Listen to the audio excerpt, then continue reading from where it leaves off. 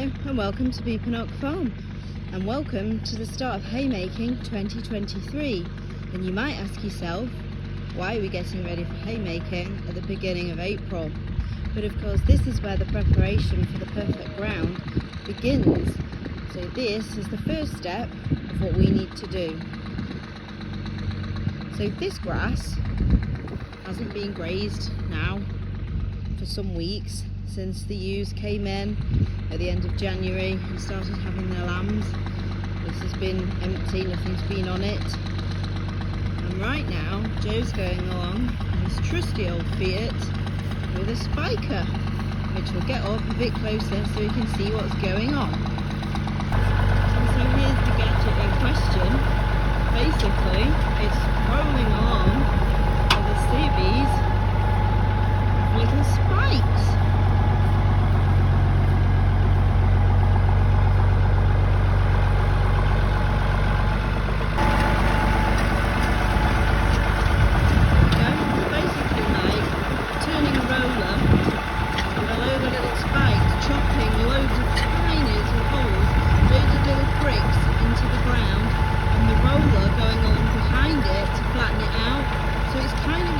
Jobs at once, which is perfect. So it's aerating the ground, making these little holes, and then the roller's flattening it down as well.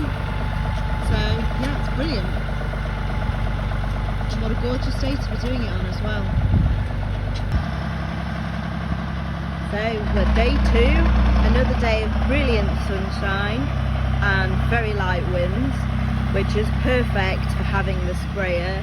Nobody, in my opinion, should be doing any spraying in heavy wind. Hey ho, the weather gods have shined on today. So here goes Joe.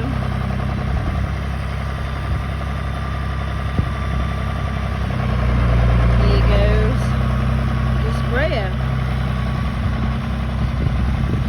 It goes without saying, but I will mention this for people who are near to farmers and farming. Some of our equipment may be a little bit older. Oh dear, there's been a technical hitch. So I don't know if you just saw what happened there, but the small boom arm on our small sprayer turned out to be longer than Joe thought it was, and there has been a casualty to a wibbly wobbly electric fence post. I'll rib him about that later. But yes, as I was saying, some of our equipment may be a bit older and a bit more well loved than what some of you guys might be used to seeing. But do you know what? For this size acreage is absolutely perfect. We probably will treat some of our smaller fields.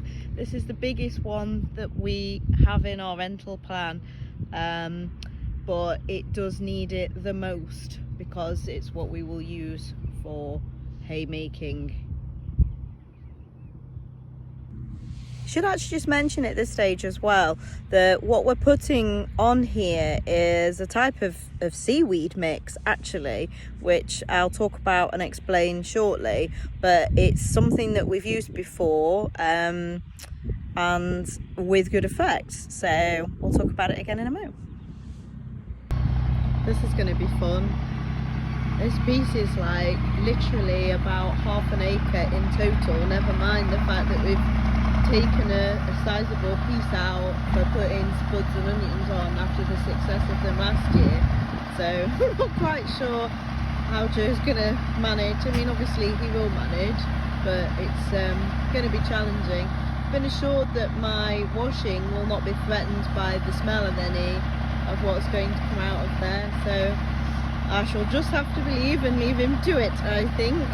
But waste not, want not, we've bought the stuff, it should definitely go. Actually guys, just to point this out, we have a bit of grass growth here. Some grass is actually growing. We took until the start of April for any grass to grow here. We had such a drought last year, it's just nice to see an area of actual green. Just celebrate that for now. And of course the beauty of the tractor. If we just talk about, this has to be manually unfolded every time and folded back in again. It's a labour of love.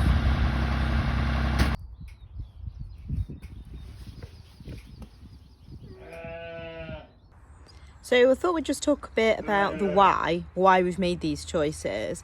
So obviously we've chosen seaweed. Well, that was harvested from British waters, and they had came in a liquid form, which we added water to basically. And then there was some powder, which was smaller, which is BioN, which is a microbial, and that actually helps the plants take in nitrogen from the atmosphere. And the seaweed promotes root growth. So the kind of why did we choose that and not chemical fertilizer? Well, hey ho, the main reason is it's actually a lot cheaper, so that was the main driving factor.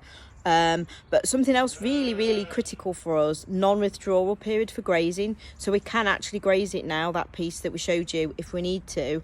And it's actually really easy for us to apply to small paddocks with the equipment that we have here. A little bit of a fact here as well is that we didn't put any fertiliser on last year at all. We couldn't afford it in any shape or form, and our crop of hay was approximately half what it was the previous year, so we were down 50% on hay bales, which is utterly disappointing to us, and we felt that we had to do something about it this year. So there we go, that's all that we've got left of the 2022 hay store. That is just it. That's got to last us now until there's some proper grass growth.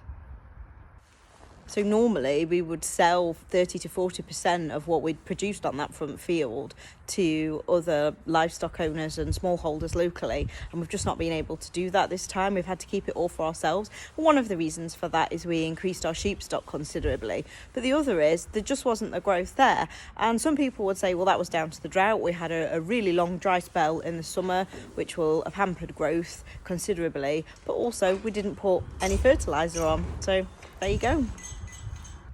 And so if we walk out for the field now, it's easy for me to tell you that the weather gods are upon us and it's now raining, which is actually what we would want to happen. So it's been spiked, it's been treated, and now the British weather has done what it likes to do best and given us some rain. So it's looking lovely and green.